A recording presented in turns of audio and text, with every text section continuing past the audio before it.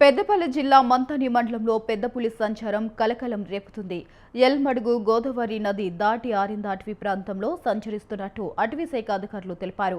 పెద్ద పులి ఇప్పటికే మంచిర్యాల జిల్లా శ్రీరాంపూర్ ఓసీపీ దాటి ఎన్డీసీపీ ఏరియాలో సంచరించింది. ఆ తర్వాత మళ్లీ చెడ్డూరు అటవీ ప్రాంతానికి వెళ్లిందన్నారు. పులి అడుగులను గుర్తించినట్లు అటవీ శాఖ అధికారులు పేర్కొన్నారు. ఈ ప్రాంతం ప్రజలు, రైతులు అప్రమత్తంగా ఉండాలని, రాత్రి వేళల్లో బయటకు తిరగవద్దని, పశువులను అటవీ ప్రాంతంలోకి పంపించవద్దని సూచించారు.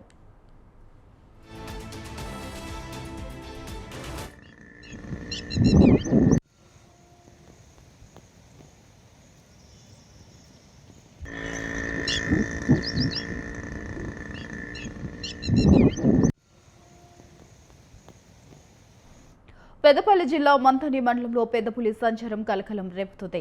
ఎల్మడుగు గోదావరి నది దాటి ఆరింద అటవీ ప్రాంతంలో సంచరిస్తున్నట్టు అటవీ శాఖ అధికారులకు తెలిపారు. ఇక పెద్ద పులి ఇప్పటికే మంచిర్యాల జిల్లా శ్రీరాంపూర్ ఓసీపీ దాటి ఎన్టీపీసీ ఏరియాలో సంచరించింది.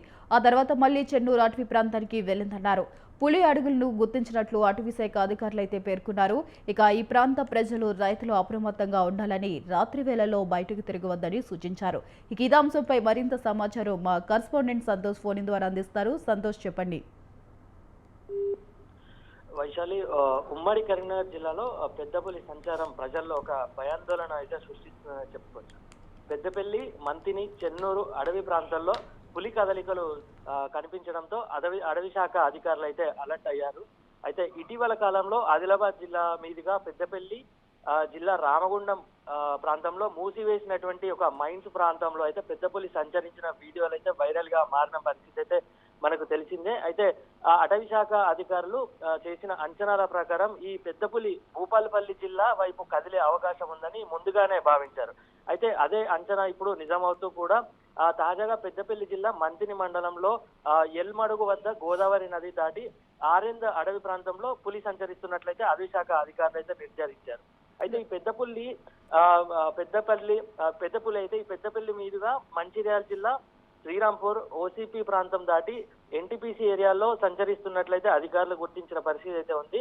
అయితే ఆ తర్వాత చెన్నూరు అడవి ప్రాంతంలోకి వెళ్లిన పులి శుక్రవారం రోజు చెన్నూరు నుంచి మంతిని మండలం గోదావరి నది దాటి ఆరెంద అడవి ప్రాంతంలోకి ప్రవేశించినట్లయితే అక్కడ ఉన్నటువంటి ఆ పులి అడుగులు ఆధారంగా అయితే అధికారులు నిర్ధారించిన పరిస్థితి అయితే ఉంది. అయితే ఈ ప్రాంతంలో ఉండేటువంటి ప్రజలు కూడా, రైతులు అత్యంత అప్రమత్తంగా ఉండాలని కూడా అటవీ శాఖ అధికారులు సూచిస్తున్నారు.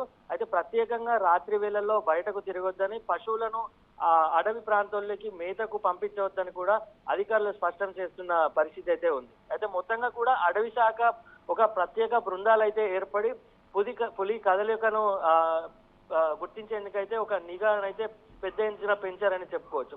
పులిని గుర్తించేందుకు ట్రాప్ లో ఉంచేందుకైతే కెమెరాలు ట్రాప్ లో ఏర్పాటు చేసినట్టు, వాటిని గాలింపు చర్యలు కూడా కొనసాగినట్టు కూడా అధికారులు తెలుపుతున్న పరిస్థితి అయితే. Right, thank you Santosh, thanks for the updates.